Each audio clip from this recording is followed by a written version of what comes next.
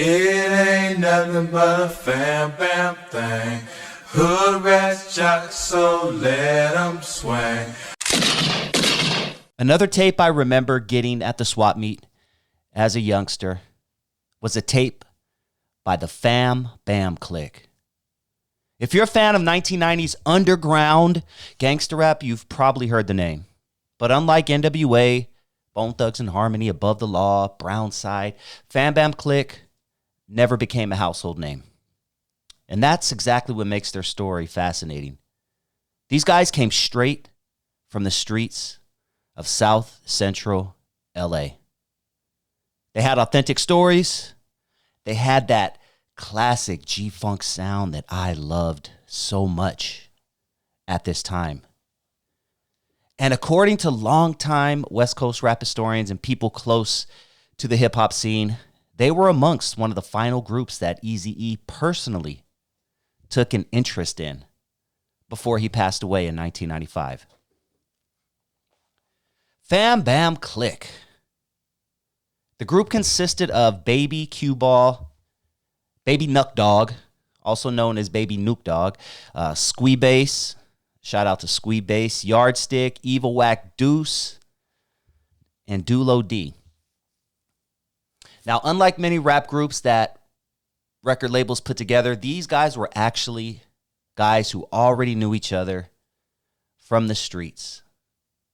And their music reflected what they actually lived.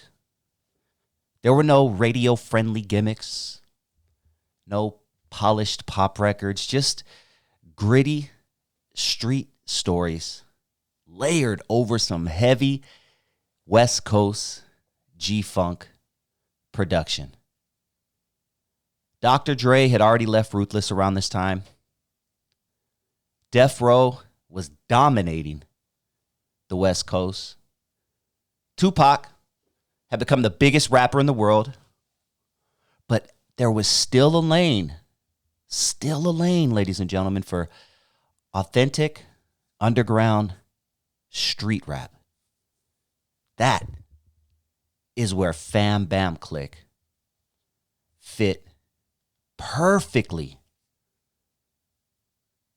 Now, before the group formed, two members, Squee Bass and Evil Whack Deuce, were already members of another respected Los Angeles underground rap group called NOTS, which stood for Niggas Off the Streets. A tape that I bumped and played until that motherfucker popped. I let the tape knock till my tape popped with that one. You had the song called Metro, where they remade the classic Teddy Pendergrass hit. Come on and go with me. Come on over to my train. Man, I used to play. That song takes me back. Shout out to NOTS. They had Bustas on Wax.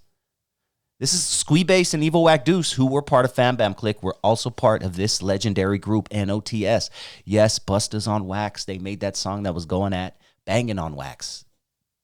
Back then, they weren't feeling that Banging on Wax. They weren't feeling that, man. So they came at him with Bustas on Wax, which is a dope song. If you ever get a chance, go down that rabbit hole and check out Bustas on Wax by NOTS.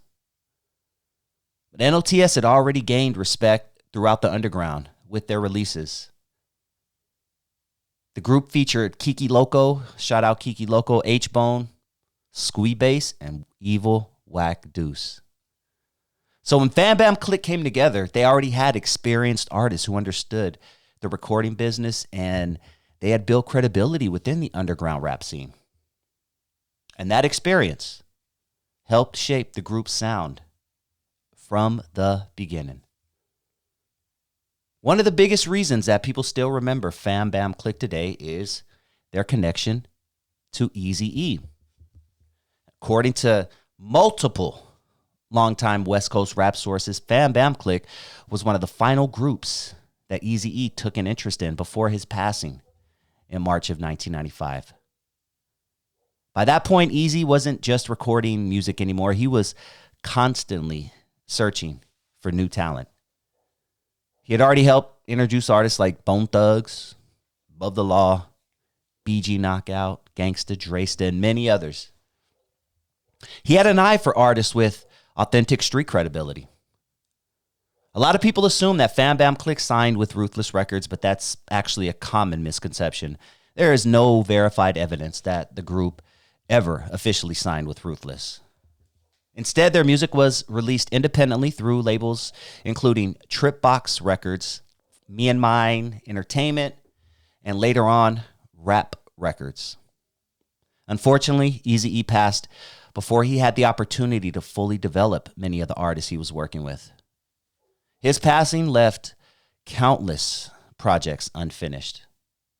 We'll never know exactly what could have happened, but many longtime fans believe Fam Bam CLICC might have become one of Ruthless Records' next major groups had Eazy-E lived longer. Even without the backing of Ruthless, Fam Bam still managed to leave behind a catalog that underground West Coast rap fans continue to appreciate today. Take yourself back to 1995. That was their first release, The Bombay. And around this time, I was constantly going to the swap meet to find tapes. And not just any tapes. I would find tapes that no one knew about. Yes, everyone had Snoop Dogg at that time. Everyone had Tupac. Everyone had the stuff you see on the radio or hear on the radio and see on TV. But I wanted the stuff that people didn't really necessarily hear on the radio. Maybe you might see a video from them on the box or something like that. But that's the kind of music I was searching for. So I would always go to the swap meet, and the man behind the counter, the Asian gentleman, would always allow me to listen to the tapes because he knew I was going to buy. I was constantly in there. I was always buying. And I would just listen. I would put a tape in, and within 15, 20 seconds, I'd know if I'd like the song or not. One day I put in Fam Bam CLICC, and I took that motherfucker home. When I heard that, it ain't nothing but a Fam Bam thing. Hood rats, jocks, so let them swing. Some shit like, man. Good time going to that swap meet. I didn't get the full album. I just got that single, Fam Bam CLICC. I didn't get the full album. But some of the standout tracks included Fam Bam Thing, obviously. I Keep Rollin' was another one. Mighty Naughty Nine, and Damn Near to Oakland. They stay true to classic California G-Funk. Heavy bass, dope beats. Man, I'm telling you, back then there was nothing like a West Coast beat. Back in the 90s, shout out to the East Coast, but they couldn't hang with us when it comes to beats. Back then especially. Maybe now because everything's so intertwined and you don't know who's from where. There's really no New York sound. There's really no LA sound. There's really no sound. Everyone's trying to sound like everybody else. But back then, the goal was to not sound like everybody else, and the goal was to have the most banginest beat, especially if you were from the West Coast. The goal was to have the most banginest beat possible. Something that you could hear blocks away. And we were good at that. And not only that, we were good. The West Coast was good at street storytelling and just telling a great story over those beats. So they released that project. They later released Way Too Real, which was intended to build momentum toward a full-length album called Ghetto Famous. Unfortunately, that album was never officially released. Maybe that's why I never bought it, as I mentioned earlier, because it was never officially released. As the rap landscape changed during the late 90s, the group quietly faded from the spotlight. But one thing that separated Fam Bam CLICC from many other rap groups was they weren't artists pretending to be from the streets. They actually lived it. According to publicly available information, members had affiliations with various Los Angeles sets, including the Schoolyards, 7-6 East Coast. And public records don't clearly identify which member belonged to which neighborhood, but if you know, you know, and you can kind of piece the puzzles together. Baby Q Ball 3 is probably the best known member amongst longtime fans. But sadly, he was shot and his life was taken from him in 2009. Baby Nuck Dog, Lamar Jackson. Perhaps the most surprising story belongs to this guy because millions of people actually know him today. I didn't even piece it together when I realized who this guy was. After spending 18 years in prison, beginning in 1999, he was released and he later appeared on the reality television series Love After Lockup. Now, I love trash TV, and I know a lot about Love After Lockup. Me and my wife watched that show on a late night after a couple drinks, a little puff on some La. And we watched Love After Lockup, and I never pieced it together that Lamar was Baby Nuck Dog from Fam Bam CLICC. On the show, viewers know him simply as Lamar Jackson, and he was married to Andrea. I know I sound like a little girl who likes to watch her little soap operas, and I know all their names. Nah, this is a funny show, dog, and it's very interesting how Baby Nuck Dog from Fam Bam CLICC is part of this. Because, like me, millions of television viewers, they watched him without realizing he had already been part of a respected underground West Coast rap group years earlier. Apparently, he's still making music under the name Baby Nuck Dog. So shout out to him. Another member was Squeebase. Gotta know the name Squeebase if you know NOTS. He established himself through NOTS before Fam Bam CLICC. And following the group's breakup, he continued recording music, and he released Dusty Riders Volume 1. That's a dope project. That's a good project. He remained active in underground West Coast, rap, long after many of his peers had disappeared from the scene. Yardstick also continued making music. He released a solo album in 2006 before apparently eventually relocating to Georgia. Evil Wack Deuce. Now, like Squeebase, Evil Wack Deuce first gained his recognition through NOTS before becoming part of Fam Bam CLICC.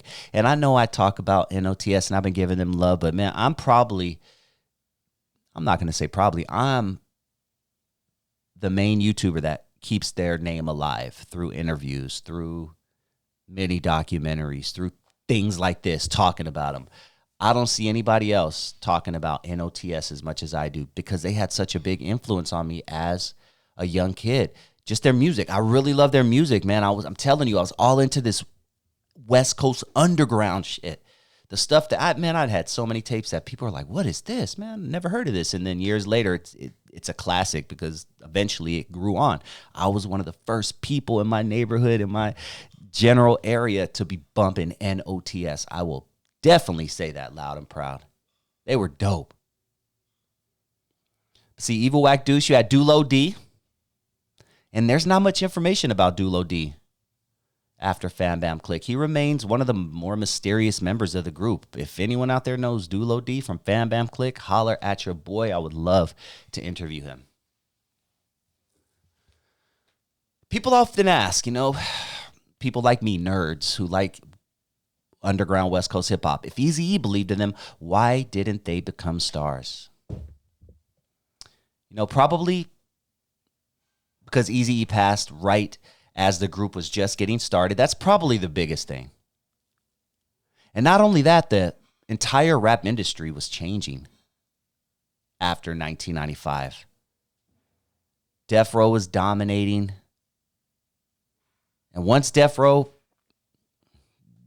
went down the route that Death Row went, we all know the history behind that. R.I.P. Pac, Suge Knight going to prison, Death Row dismantling from a $700 million company to nothing. Then No Limit Records took over right after. And the whole sound, everything just changed.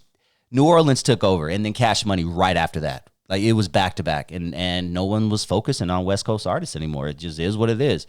No one was focusing on West Coast artists in the late 90s after Pac passed. Think about it. There ain't too many artists from the West Coast who came out in 1998. Let's just say that became big. You know, you didn't have anyone really from the West Coast blow up until The Game came out, like in 2004 or whatever his first album was. Classic, legendary album, The Game, top 10, one of my top 10 favorites of all time.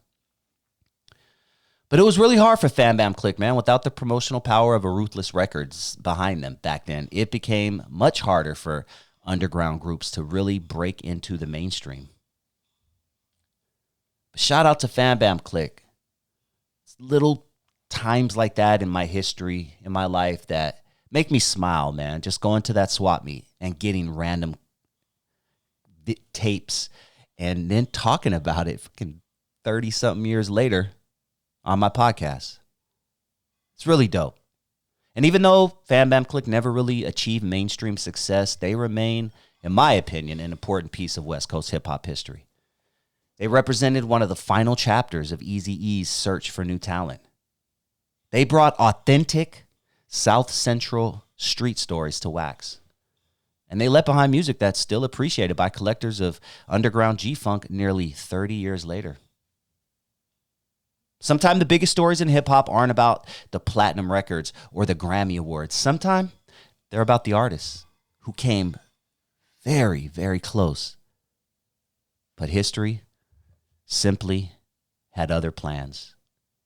Those are the people I want to talk about on my program. The ones who, if no one else talked about them, they probably just pass away and their story would never be told. So that's what you're going to get right here on DustyVision TV. That authentic West Coast underground hip-hop-ish, because that's what I love. That's what I grew up on. And that's what I'm going to continue to push. There's one thing about me, I'm always going to give people their flowers while they're still here. Thank you for tuning in to Dusty Vision TV. Please hit that like button if you have not already. And if this is your first time joining the channel and you like what you hear, please hit that subscribe button. And if you enjoyed this video, you just might appreciate this bonus clip I'm about to play for you right now.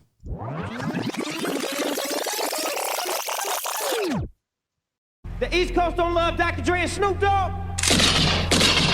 The East Coast ain't got no love for Dr. Dre and Snoop Dogg and Death Row. Y'all don't love us. Y'all don't love us. Well, let it be known then.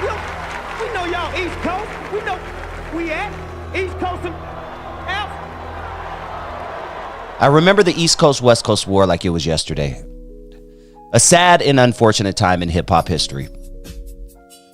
It led to us losing two great MCs, two of the greatest by most accounts, Biggie Smalls and Tupac. But where did this start?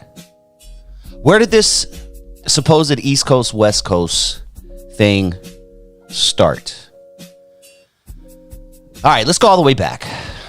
Let's go all the way back.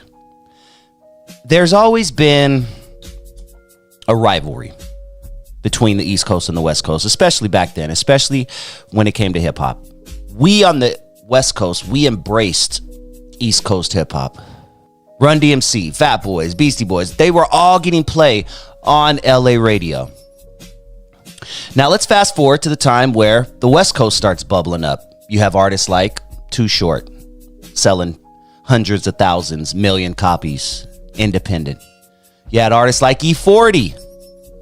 And you had artists like NWA, who sold 3-4 million copies without any major radio airplay.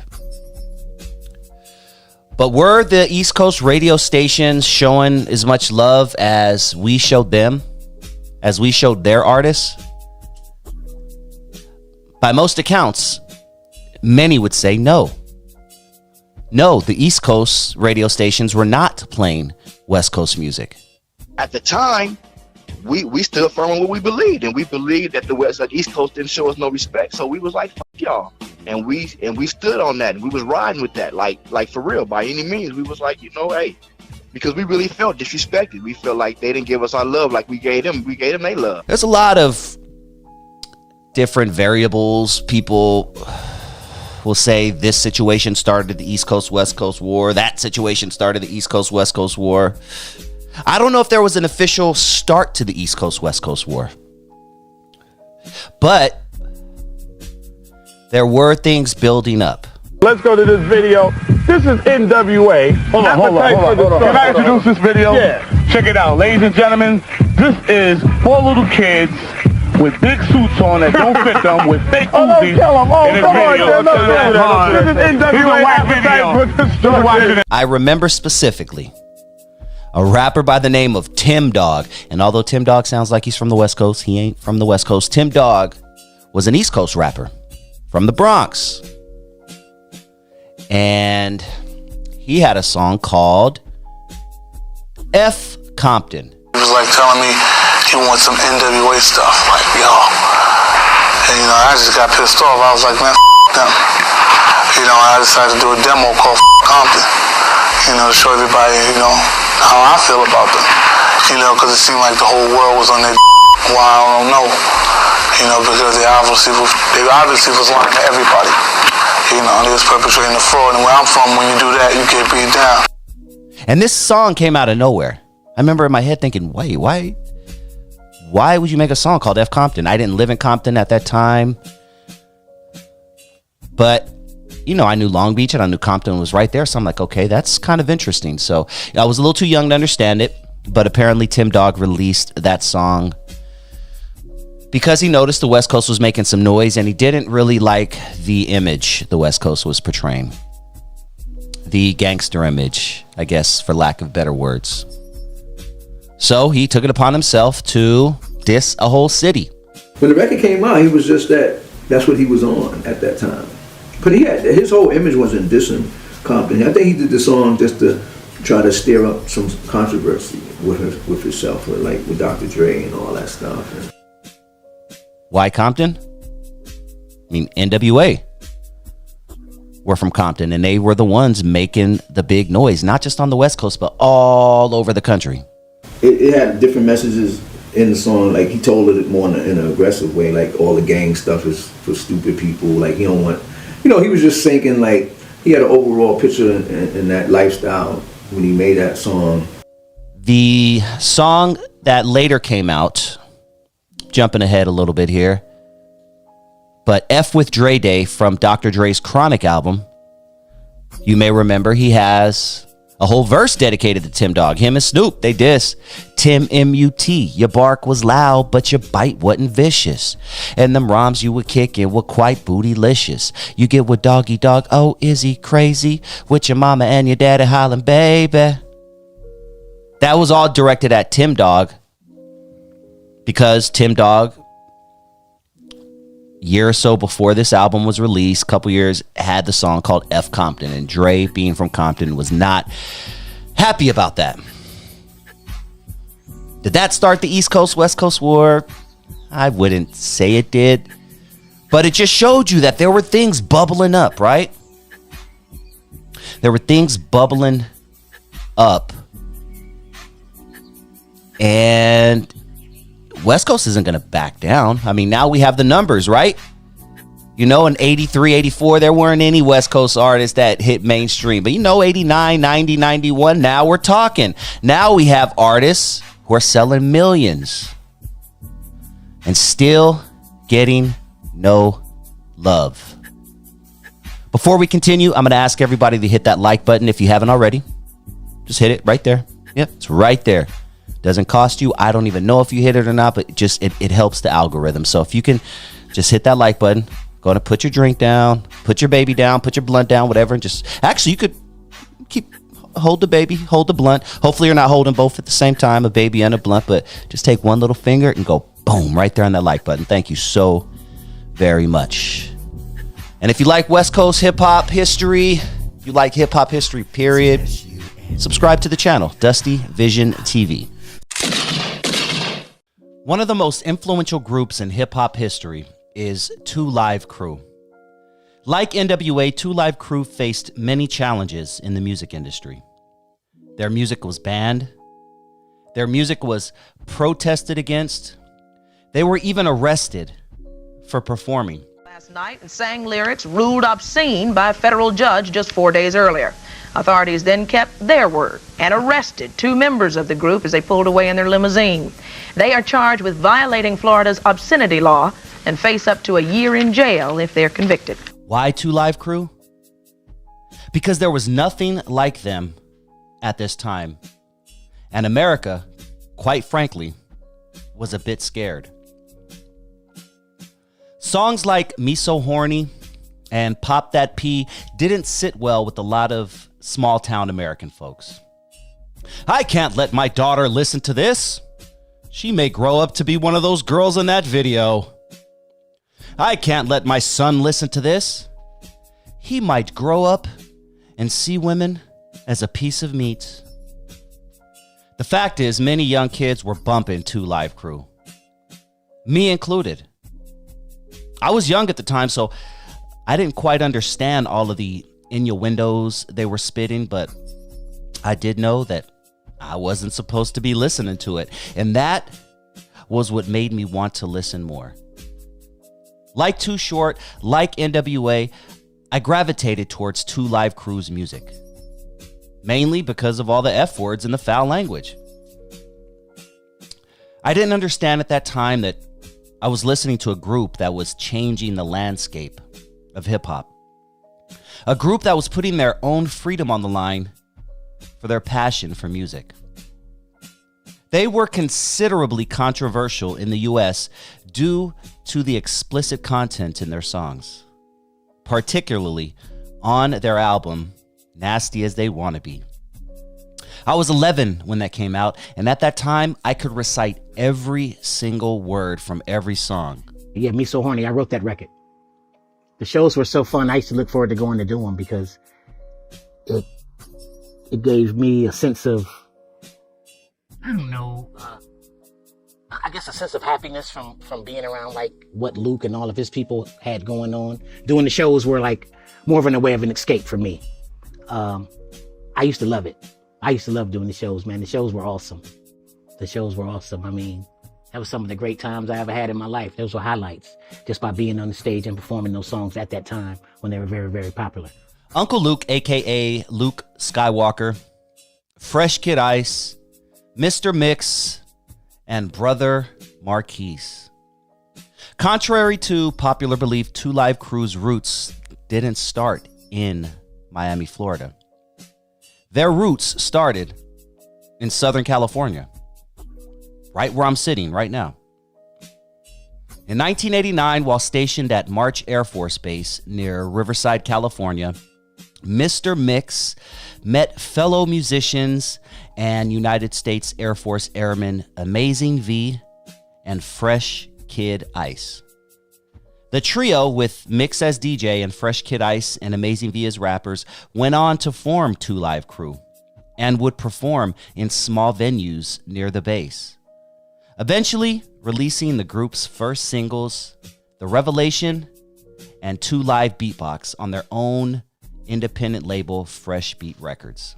The singles became popular in Florida, so much so that following their discharge from the U.S. Air Force, Mr. Mix and Fresh Kid Ice eventually relocated to Miami at the behest of local concert promoter Luther Campbell, a.k.a. Uncle Luke, who helped cultivate the momentum the group was establishing in the area.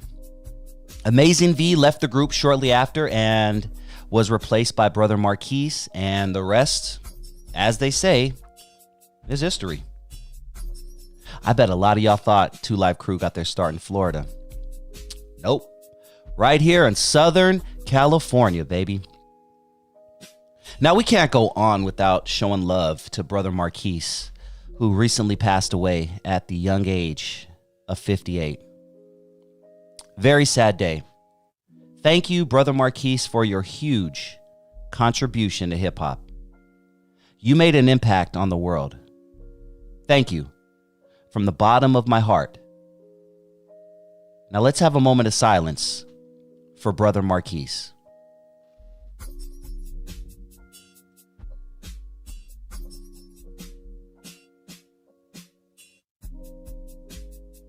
R.I.P.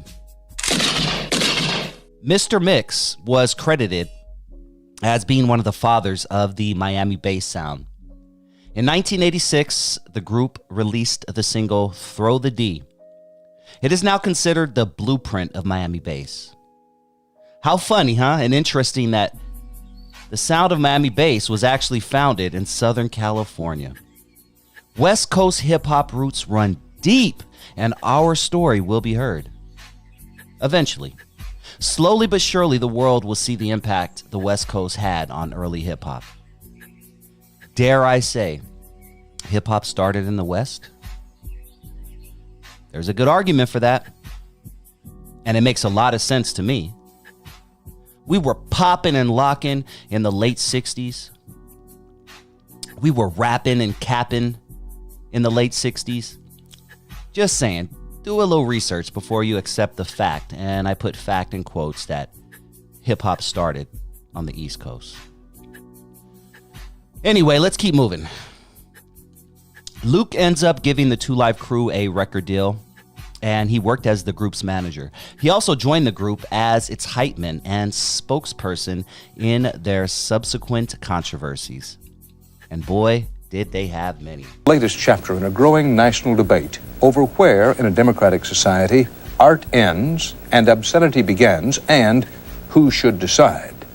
Doug Tennell reports. The Florida furor that has engulfed 29-year-old rap musician Luther Campbell and his group 2 Live Crew today spread to communities across the country. The group's album, As Nasty as They Wanna Be, was ordered off record store shelves by police in San Antonio today. In Huntsville, Alabama, where the group is to perform this weekend, the city council tightened its obscenity laws last night. The group may face arrest, officials in Huntsville say, if the group's performance includes material ruled obscene by a federal judge in South Florida.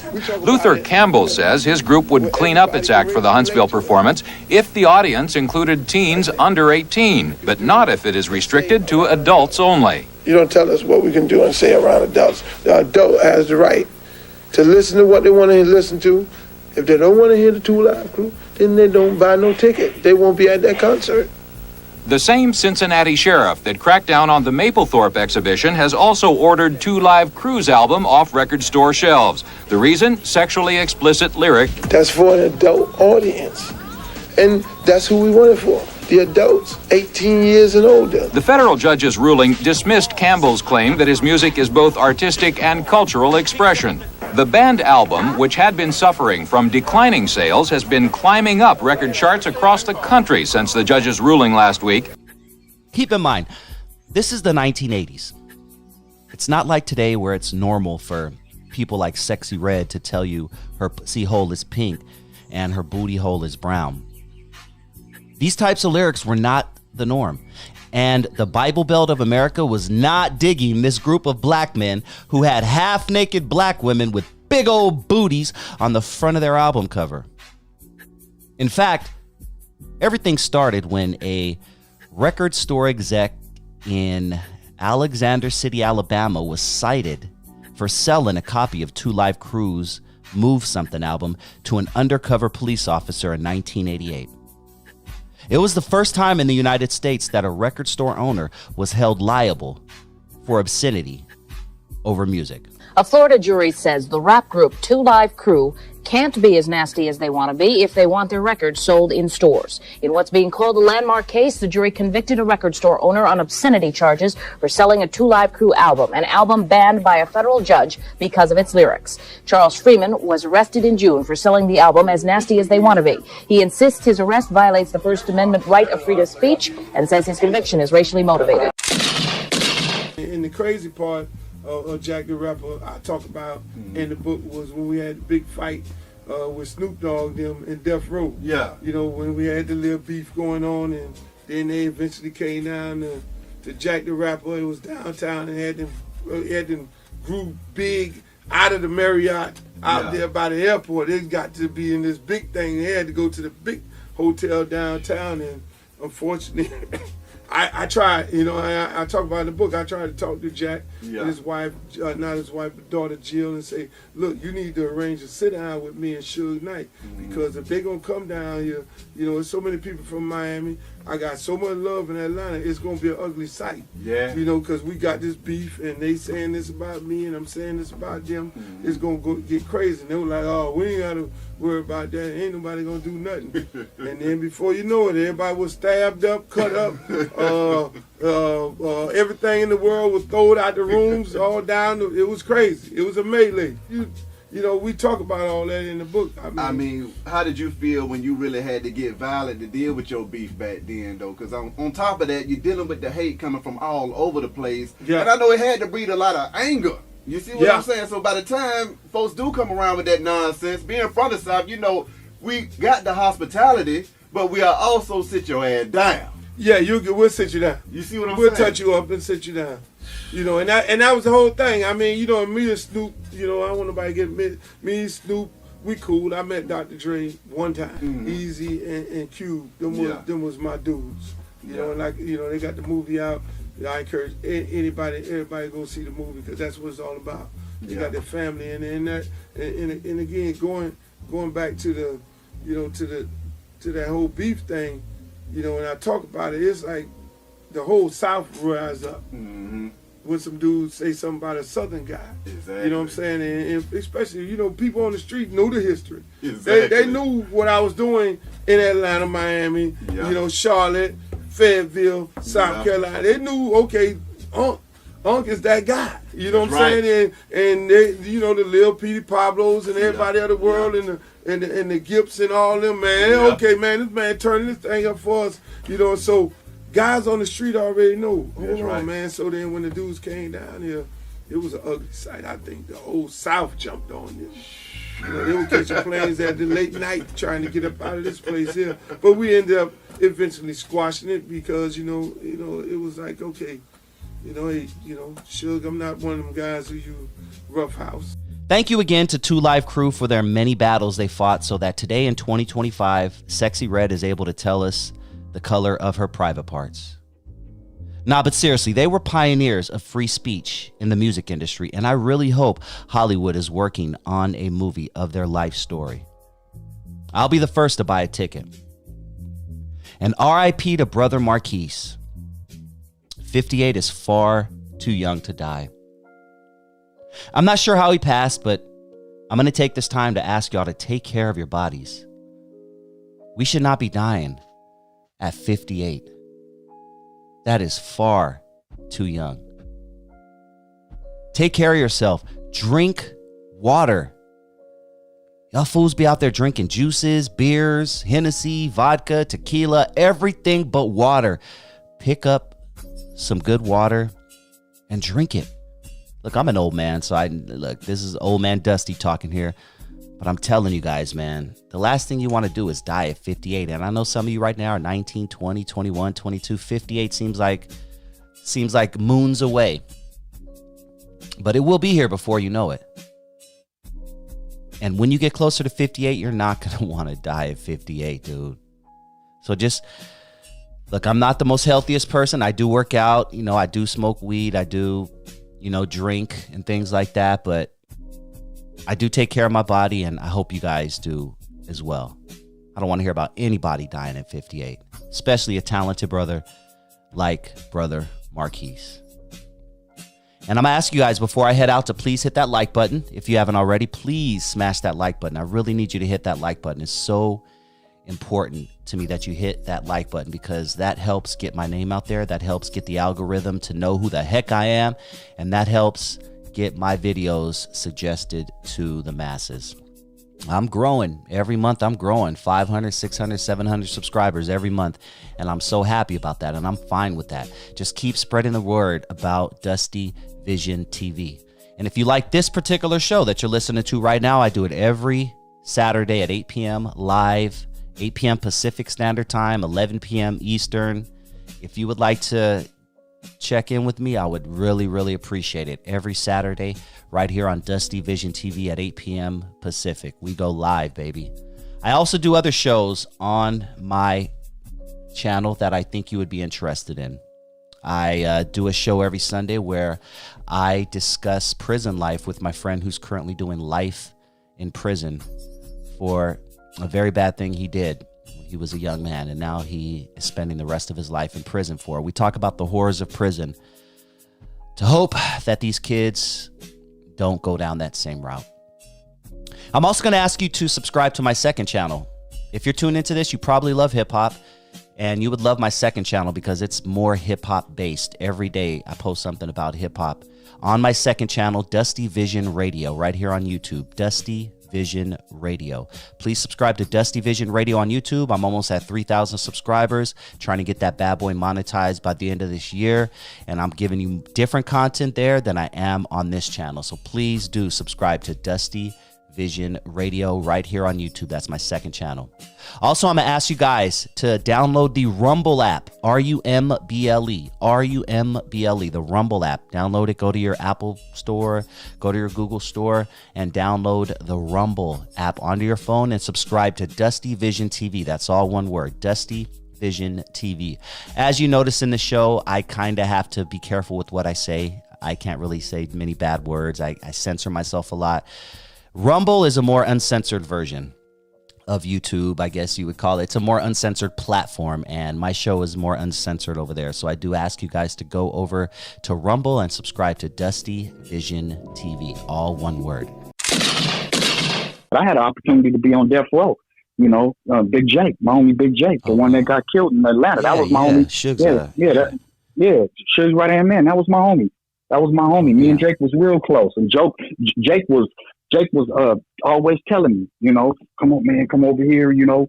I'm telling you, man, it's popping over here. He used to call us when they used to be out in the water in yachts, Snoop and them all over here. This is when Death Row was at its peak. Man, come over here. I'm telling you, I can get you a deal with Suge.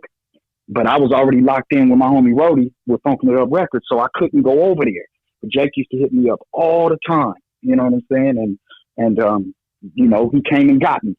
Him and Jim Bob came and got me from San Diego. I was out there stranded, out there doing some stuff out there. Called Jake, man, come pick me up, man. Me and Jake was real cool. And he was a good dude too, man. But, you know, any kids that's listening, my thing will do, man, just connect with somebody that really loves the Lord. Connect with me if you have to. You know what I'm saying? Yeah. I give you the real on it because I know the streets like the back of my hand. I know it. I walked away from it. Talk to these kids about the street and about joining the gang, specifically the ones who are just thinking about doing it right now. Well, here's the thing. You know, anybody who chooses to join a gang is just looking for love. Either they're not getting it from home, they probably come from a broken home, broken setting, no dad in the house, and they just looking for love. But see, God is the ultimate love. God is never going to do you dirty. God is never going to steal from you. He's never going to hurt you or harm you. And the only thing that street gangs offer is hurt, harm, and danger. There's only two paths, and it's inevitable. You can't dodge it or you can't get around it. If you continue to stay and walk that walk, you're either going to be dead in the cemetery or you're going to be in the penitentiary for the rest of your life because there's so much pressure. You have to put in work. You gotta prove yourself to make everybody think that you're worthy to be in this gang. So it's not worth it at the end of the day. You know, you youngsters got a lot of life ahead of y'all. You don't want to be in the cemetery at 21, 22 years old. You know, you don't want to take your mom and your dad through that hurt and that sorrow. So many brothers and sisters have just, and it continues to happen, you know, because of that lifestyle. That lifestyle is a dead end, literally a dead end. So I would say, man, walk away. Don't, you know what I'm saying? Walk away. I was fortunate to where I didn't have to get jumped out of it because I was raised up in it. You know, I grew up where I grew up at. So we didn't have to get, you know, courted in and all that. They probably do that now, but we didn't have to do none of that. You know, but it's just not worth it, man. You have to make wiser choices and wiser decisions because this is your life you're talking about and you only get one life to live. And if you don't do it right the first time, you will regret it. Let's play I Can't Keep Tripping. And what I'm going to do, Trip, is every once in a while I'm going to just stop it. And I want you to, you know, give me an idea of what brought up that bar or that line, or maybe give us the story behind it. Dear God, if you're listening, please in my cry, pay attention. I'm tired of doing dirt, this is my plea for redemption. I'm nothing but a street banger, crack slinger, twist a fat chronic sack to suppress my anger. I rode through block, searching for those that smoke rocks. Put the strap up in your face, won't hesitate to give you a taste. I have no faith that stays on the run. At the tender age of 12, learn to blast a gun. That's deep, man. You said you had no faith. So there was a time in your life where you had no faith, huh? No, man. You know, because you be so controlled by the devil, you know what I'm saying, and be so influenced by other entities, you know, the women, the drugs, you know, that faith is not there. You know, you really have to have somebody come to you and really, really work on you. And at that time, wasn't nobody talking about the Lord or nothing. It was all ganging and dope dealing. Thank you for tuning in to Dusty Vision TV. Please hit that like button if you have not already. And if this is your first time joining the channel and you like what you hear, please hit that subscribe button. And if you enjoyed this video, you just might appreciate this bonus clip I'm about to play for you right now. Holding true responsible for the deaths of the two greatest rappers to ever grace the face of this planet. During the height of the feud between Dr. Dre and Suge Knight in the early 2000s, there was a lot of tension between the two camps. During this time, allegedly around 2003, Eminem recorded a diss track aimed at Suge Knight titled Smack You. The track, however, was never released. The song ended up being leaked in January of 2025, but before then, no one had heard this song and no one knew how hard Eminem was going at his enemies. Open my plug, motherfuckers know. Be the realest shit I ever wrote. It's all lost. So why wasn't the track released? Did Dr. Dre pull the plug on it? Let's talk about it. Up in the studio, getting blows. To the truest shit I ever spoke. It's all lost. We all know the story of Dr. Dre leaving Death Row and the friction it caused. While Dr. Dre was trying to figure things out during this time with his new label Aftermath, he had the fortunate luck of signing someone who would become one of the greatest MCs of all time, Eminem. Eminem came out the gate and hit the charts heavy. He was on top of the world. Meanwhile, things weren't going so well at Death Row Records. Death Row had seen its better days. Suge Knight, however, was still a menace to the industry, and Eminem didn't like that. Eminem especially didn't like how Suge and members of Death Row were still coming at Dre and members of Aftermath. It was around this time that Eminem decided to record the song Smack You. The song targets Suge Knight with lyrical content invoking serious accusations. In the song, Eminem states, quote, "I'm holding Suge responsible for the deaths of the two greatest rappers." Holding Suge responsible for the deaths of the two greatest rappers to ever grace the face of this planet. Obviously referring to Tupac and Biggie, who at this time had been gone for 6 and 7 years. The song also calls out Ja Rule. Vodka, that ain't Ja talking. Dre, give me the word. I'll sock him. Now, some listeners note the song leans more heavily on Ja Rule, but the shots at Suge remain unmistakable.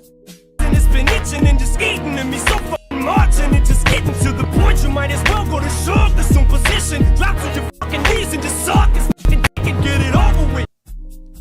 Eminem had always been careful not to jump headfirst into the Suge Dr. Dre beef. Even when subliminals came up, Dr. Dre would reportedly urge Eminem to steer clear. I specifically remember Eminem's song Toy Soldiers, one of my favorites, where he had a bar that said, "I spent my whole career without ever mentioning Suge." Rumor has it that at the In the Club music video, Suge's entourage arrived and attempted to intimidate 50 Cent's camp. Eminem and G-Unit reportedly stood their ground. Some say that moment intensified Eminem's issues with Death Row. Up until this time, Eminem carefully stayed out of Death Row's dangerous beef with Aftermath, possibly out of respect for Dre's advice, or maybe out of fear of what Suge Knight might do. You know, you mentioned something that I would like to jump into the next subject, which is gentrification. You mentioned, you know, a brief sentence. You said, don't sell grandma's house. You wouldn't, you know, recommend that. When it comes to gentrification, you know, we do point fingers at, you know, other people, other races, other whatever, the man, this and that. But how can we, as people of color, as Latinos, blacks, urban community, how can we stop gentrification? So 3 ways. I like to say this. First way was just what like you just mentioned. Stop selling grandma house, stop selling mama house, stop selling granddaddy house. The reason I say that is most of our grandparents and parents, they got 30 to 50-year mortgage loans. Some of them were close to paying it off. And then when they pass away, most people can't pick up the slack. And then the house gets sold back to the city and it's gone. That's the biggest fuck up. I'm going to say that. That's why I'm saying that first. That's the biggest fuck up. We allow grandma and them to spend all that time struggling, slaving, to have that house 30 years, 40 years, 50 years. They die 7 years into almost being done paying the house off. Then we got so much, we consume with so much, we just say, man, we might as well just sell it to get the money for it. Next thing you know, you come to find out, y'all couldn't afford it. The city took it. And then you come to find out grandma's house really worth $800,000. She got it for $150, 20, 30 years ago. And you're like, fuck, we missed out. Not knowing in another 10 years or whatever the case, that house must probably be worth $1 million. I mean, we see that in LA. Man. One bed, one bed, one bath. Compton that are worth $1 million right now, dog. I was tripping out. Exactly. So it's like, we see it, bro. It's possible. So that's why I hate when people say, oh, man, that's just cap. Y'all just be saying that. Just, man, no. I'm telling you, I'm in the LA market now too, and I'm telling you, it's 1 bed, 1 bathroom houses in Crenshaw. Facts. That's worth $900,000. Like, so that's the biggest one. I would say with gentrification. So we can't blame anybody for that. We got to blame ourselves. We don't take accountability for grandma house, mama house, granddaddy house. We let the city take it. We can't afford it. We just say, oh well, and let it go. And then we just let the house go. And then we sitting back wondering, well, dang, why don't, X, Y, and Z, why we don't own real estate? Why ain't nobody ever give us y'all did have the real estate. Y'all had it started, and that was an asset now, because now y'all own that house grandma was paying off. That's an asset. That asset is worth $900,000. That goes to somebody's net worth. For those who don't know what the net worth is, that's essentially the assets that you have and how much they're worth. So if you got a $900,000 house, that's accumulated into your asset that you own it. But if you let it go, guess what? The city got that. So they're going to turn around, flip it, sell it for the $900,000, maybe even more, depending on who they get. And then look who took the L. You and your family took the L, man. So that's the biggest one right there. The second one with gentrification, I think that kind of like puts people in a bad position is I like to say it comes down to like when people move out and think that that's going to make things better. Like, oh, well, I'm going to move to, Beverly Hills. I stay in Crenshaw, but, man, I'm ready to get up out of here, man. I'm ready to move and, go somewhere where it's sunny and ain't nobody doing this, ain't nobody doing that. And then they move to Beverly Hills, and then guess what? They're like, okay, you moving over to where we at. We see the goal where y'all was at, but y'all didn't, so let's go ahead and do what y'all should have done to it. And then we sit back and we complain about it. But it's like the whole time the goal was sitting there. You just didn't see the value in it because, oh, it's the hood. Oh, it's too many of us over here. And I want to go to the suburbs. And that's the next biggest thing, because we don't see the value in what we already have. So we like to go, we think white ice is better. That's the best way to put it down for those who confused right now. Damn. We think white ice is better. And we'd rather go over to that, 10 miles down the road where they say that's the suburbs, and we want to go over there and buy a house over there. Whole time, hell, you could have bought the duplex over there in the hood and fixed it up and made it what it is over there in the suburbs. But again, that's just the ideology of, us just hating us and what we got, not seeing the value of what we got. So that's something else we can't blame nobody for. You know, we got to take accountability for that, you know. And then the third thing is what I like to say is finances. Because see, what's going on is with inflation and a lot of other things that's going on in society, and with people not really understanding the value in real estate, we don't understand gentrification really. We hear about it and we kind of like, oh, you know, we got to stop letting them come to our hood and buy up all this and buy all that. But in reality, like, we don't really see the problem with finances, because when we go to the bank, most of us credit so fucked up, and you know, you done so much scamming, and you know, you got all, you know what I mean? Like, you don't have your shit in order to where you can go in the bank and play their game. So they're looking at you like, no, you're not getting that FHA loan. Nope, your credit fucked up. Or, oh man, I work at Walmart, or oh man, I'm struggling. I couldn't save up, you know, $3,000-$4,000 to put down for the house, you know. So that third reason, that's based on education, because there's ways to get houses and to get business loans and to get business credit and things like that. But that all falls back on credit, because everything doesn't have to come out of your pocket. But this is, you know, that's a different game. You know, some people will understand it. We're going to talk about credit. I want to do a whole show on credit one day, because you just said some shit right there. Yeah. That's a whole nother, you know, shebang right there. But for sure, I can tell you right now, with our assets, for those who don't know, go to dirtcapitalgroup.com. Look at the assets, look at the accumulated net worth that we have in assets right now, the units we own. And I'm not somebody that's just talking, you know. I can tell y'all right now, you said you dirt, can do say a that lot. again, dirtcapital.com? Yeah. Oh, yeah. Dirtcapitalgroup.com. Yeah, y'all go check us out. On Instagram, it's at Dirt Capital Group. So, yeah, y'all check us out, man. We got that going on. Accumulated assets, 4 million in assets, to be exact, over 40-some units. And we're doing our thing. And I say that to say this. We got the LLC to pay for what we need. We didn't utilize our funds. Right. I ain't going in my pocket, you know, saying, oh, well, let me struggle and put together, you know, 40, 50,000. The sad part is right now somebody's listening and saying, man, he's talking like a white man. Pretty much.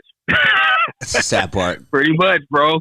That's the thing. That's enough. Again, we love it. We hate for somebody else to do it for us, but we don't want to do it. And then when somebody do it, oh man, like you say, he wanted them cones, and I'm like, all right, but this cone getting bread, and I don't work for nobody.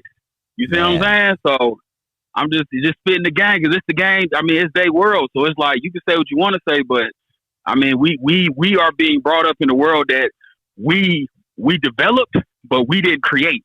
If that makes sense, like we pretty much put all this shit here. Sense. You know what I mean? Like we developed it, but we didn't create nothing. Like we put the house there, but we wasn't the ones who owned that house.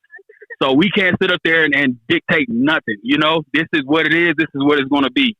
So you got to get with the program or get lost. So yes, ma'am. Man. If there's anything I want to say that really stuck out to me today during our conversation, is my dude got help from his family a little bit, $20K loan, and he didn't go spending it, you know what I'm saying, on weed, on Hennessy, on, chains, on cars that are going to depreciate in value as soon as you drive it off the lot.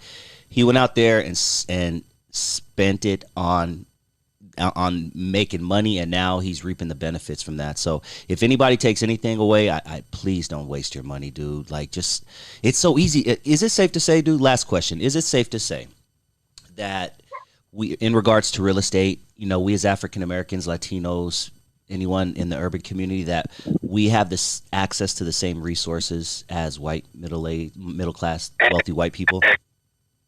Exactly, bro. Exactly. That's all. Like, this shit is really like, create businesses. When you create businesses, you build the business credit up and the business name up through NAV 30 accounts. Once you build the business credit up and everything up, then you go and you acquire the assets, which is the capital. You go and get the money, whether that's loans or whether that's credit cards. You build it up, and once you build it up, you just take their money, blow it, get what you need, and then boom, you flip. And then guess what? If you take a loss on that investment that you put hard work and time into, it's not an L because you use what we call OPM, and that's other people's money. Damn. You use OPM, and you won. Even if you didn't win on the goal that you were trying to accomplish by building that business up, you still won because you didn't lose anything that you personally own.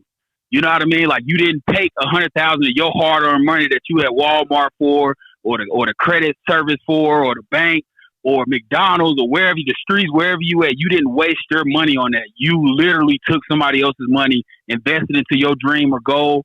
If it failed, you do it again. Create another LLC, big up the NAV 30 account, big it up. Once you big it up 2, 3, 4, 5, 6 months, get that 80 credit score and go apply for them loans, go apply for the business credit, take what they going to give you. If it's $100K, invest that $100K properly, blow it. I mean, blow it. It's business credit. They want to see you succeed if you have proven that your business has the proper the proper skills. So if you've been paying on that NAV 30 account, if you showcase it that your business deserves $100K and they giving it to you, blow it. It's not your money. Blow it. If the business fails, that's an L. Money, digital, man, that digital currency gonna stay here. That's not going nowhere. It don't take nothing for them to give anybody this money. But it's just about you going and taking the proper precautions to go get it. That's all it takes. And I think some people just lazy. They don't want the knowledge. They don't want the wisdom. So they spend time, just bitching and complaining and trying to find an easy way out. But there is no easy way out. Like you have to go and just do what you need to do. Like you can't just say, oh, well, I'm just going to, just go and just scam and try to do no, because they're watching that. They're going to catch up to you. You may not get caught today, but they're slowly catching motherfuckers doing all that shit, man. Exactly. And you can sleep better at night when you're doing it Mark Savage's way. You can go to sleep knowing you're legally using someone else's money. You know what I'm saying? There's a big difference with then not being able to sleep and sleeping when it comes to money, man. Exactly.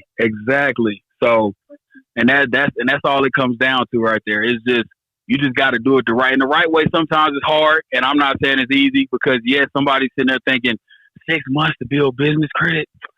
Man, but then just think about how much harder it is for you to sit back and just keep complaining. So, man, you got 1 or 2, like you got options. I'm not going to tell y'all mine is the best. I'm just telling you what's worked for me. And like I said, the proof is in the pudding. You can Google it. You can research it. The website's there. I wouldn't tell you nothing I haven't done. So, see, like I said, I'm just giving the resources, man, and giving the game for free because I know some people that don't want us to know none of this. It's like, hey, they don't want to do it. Keep thinking you can go and, do whatever you do at ATMs or whatever the case may be and think you're going to win doing it that way. Eventually you get caught. Eventually you looking over your shoulders and wondering what's going to happen. And then boom, so. Yeah, man. Dude, thank you so much, Mark, for this conversation. I really hope it sparked something out there. I encourage everybody out there to use YouTube. I've learned so much from YouTube, just how-to videos, even just building a podcast, building a YouTube studio. Like, anything that Mark said tonight on this conversation, please go to other YouTube videos and just go down that rabbit hole. I want to see people be successful, man. More of us need to be successful. We need to keep up, with the rest of the country, dude. So, Mark, thank you so much, dude. One more time, where can everybody find you? Then I'll let you go, man. Oh yeah, no doubt. So of course, like I said, all platforms. It's at CEO Mark Savage, YouTube, Instagram, TikTok, and Facebook for those who still got it. Mark Sanders Jr. On there too. And of course, for those who want to get into the real estate, still interested, is durrcapitalgroup.com. That's DurrCapitalGroup.com. On Instagram, it's at Durr Capital, same way, just at Durr Capital Group on there. Follow us. We got plenty of programs on the website for those youngins that's interested and they need some assistance and they want to come to us. We giving back, we helping, because like I said, we're doing good. Once you get to a certain point, it's just, the money comes in. You're not working for the money. The money working for you at certain points once you get there. And I'm at that point. So for those that want the knowledge and want to do it, you got to put in the work. I'm not going to spoon feed you, but if you inquire and you come and you want to know and you want to, make something happen, man, come to Durr Capital Group. Like in the words of Suge Knight. Love it, dude.